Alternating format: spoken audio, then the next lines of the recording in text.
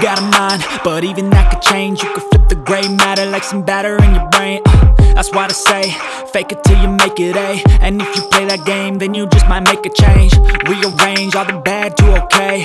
Take the worst thoughts saying, turn them to a game. Take the best thoughts saying, put them on display. On repeat in your brain till you're feeling no more pain. Never slow yourself down, you can do some more.